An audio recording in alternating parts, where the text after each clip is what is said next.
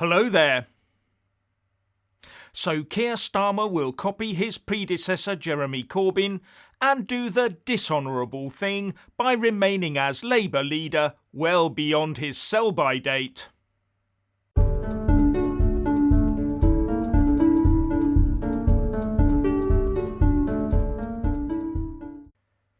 As per usual, please like, subscribe and comment below. Once again, the Labour Party is about to prove beyond all doubt that it has let the people of Britain down by being the most ineffectual political opposition since records began. And what inspiring unifying force is potentially waiting in the wings? Angela Rayner. Marvellous. But what's behind all of this? Well, it's the Batley and Spen by-election being held today, where Labour is expected to lose the seat that it has held since 1997. And that puts the current leader of the Labour Party, Keir Starmer, in the firing line for replacement. Especially as opposition parties are meant to win by-elections, not incumbent governments. And Labour not only lost the recent Amersham and Chesham by-election, but they also lost their deposit. And the weird thing is that when Labour loses, their first knee-jerk reaction these days is to assume it's because they're not woke and Marxist enough. So here we have one knee-taker, Angela Rayner, lining herself up to replace another knee-taker. Remember that photo? Do they have no self-awareness of how what should be their grassroots supporters view this sort of thing? And where's the Labour vision? Has it got one anymore? They seem to have changed from bash the bosses to help the workers to bash the bosses and bash the workers, while they look down their noses at all of them and try to force the workers to become dutiful Marxist scholars who toe the ultra-left-wing line, or something. And that does not make Labour anything like an electable force. So it's not surprising that the odds are definitely against Labour holding Batley and Spen tonight. In fact, some pundits are warning that the maverick George Galloway might just beat Labour into third place. And it's not like the voters of Batley and Spen aren't spoilt for choice. There are 16 candidates. The ballot paper must be heavier than a Sunday morning broadsheet. Anyway, Keir Starmer has the middle of the road end of the tug-of-war rope. But the other end is held by the unions and the momentum, and all intent on pulling the party into the biggest Marxist ditch they can find. All red flags, hammers and sickles. No wonder Labour looks rudderless and unelectable. So no wonder there now appears to be a potential vacancy at the top of the party.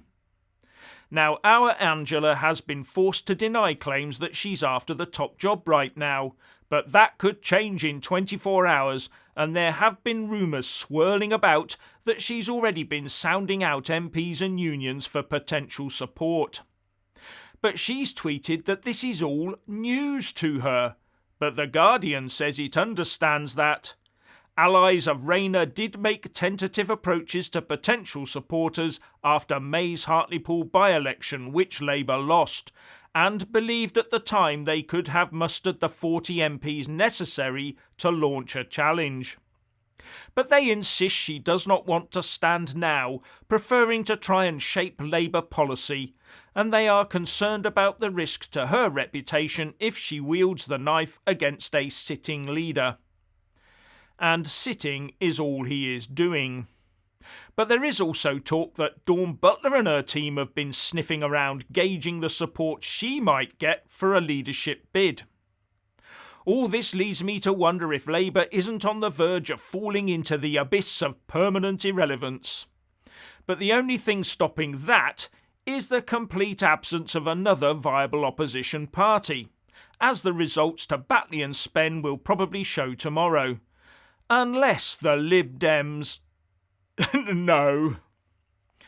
But does it matter, though, who leads the Labour Party when it's two separate parties held together as a collective of spineless self-interests who will do anything to justify the Labour brand and take the MP's wage?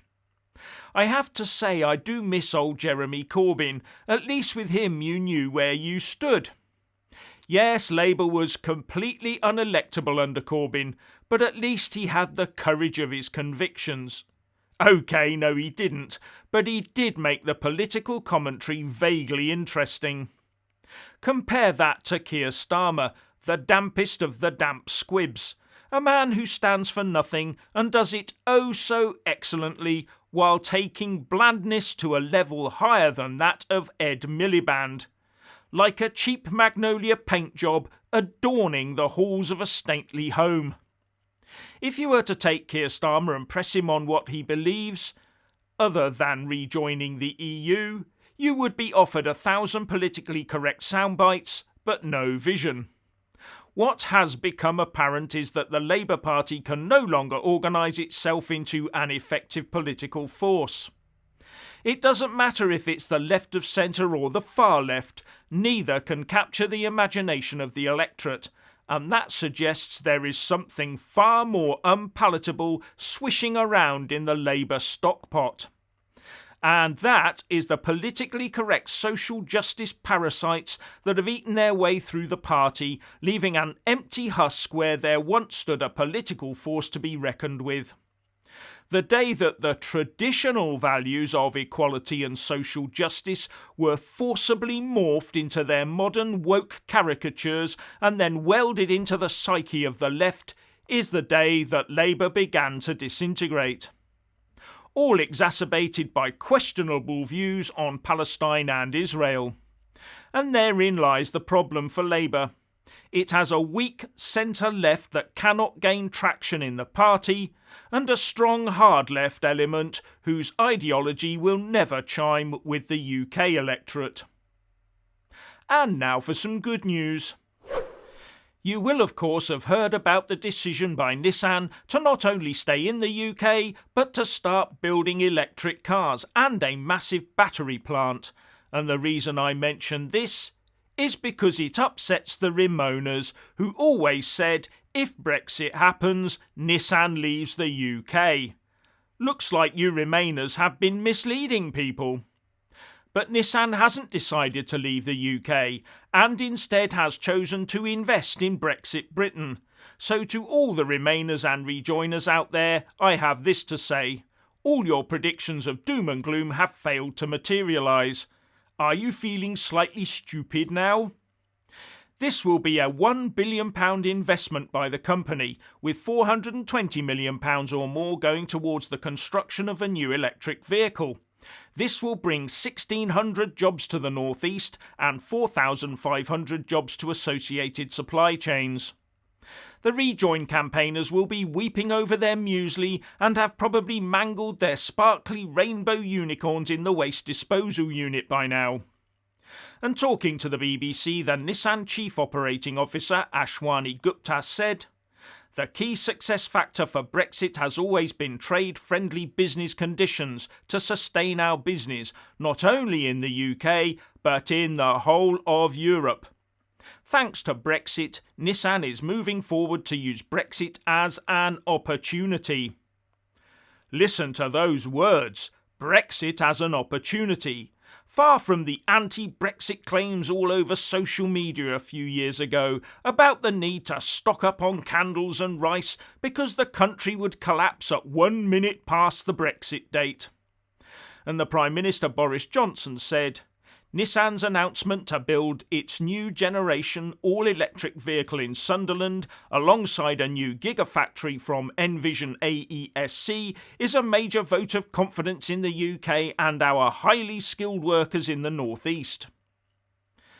But talking about needing candles, it seems the Swiss might need them, because Brussels has threatened to stop Switzerland's access to their energy market unless the Swiss government agrees to more EU control. What a bunch of... This comes after Byrne walked out of talks with the EU about replacing the current patchwork of bilateral deals it has with the EU with one single overarching deal that would go further than what they had before. But the Swiss said that the new treaty would threaten Swiss sovereignty and its ability to control its own labour market. So bully boy Brussels decided to unpick the current deals, and the EU Commission put out a statement in an emailed answer to questions saying, Switzerland will gradually lose its privileged connection with the EU electricity system. Less connection and less cooperation will make the Swiss energy system less efficient and more costly for Swiss consumers. Trying on with Switzerland what they tried on with Jersey. But it seems that the Swiss EU electricity system is a bit too connected, because one Swiss MP, Martin Baumler, said, "You can't just flick a switch and then Switzerland is cut off. If there's a blackout, that will hit everyone. It's an illusion that Switzerland would go black, but the lights would stay on elsewhere in Europe." But what all this does show is the true Brussels mindset of control over others at any cost. Can you imagine the outcry if the UK took such an approach with another country? Anyway, if you would like the EU to be broken up into little pieces, press the like button. And if you'd like to see Keir Starmer tested with a lie detector, please subscribe, press that little bell and set it for notifications. Otherwise you won't know when I put up a new video. So what's your opinion on Keir Starmer and Angela Rayner, Nissan and Switzerland? Please like and comment below.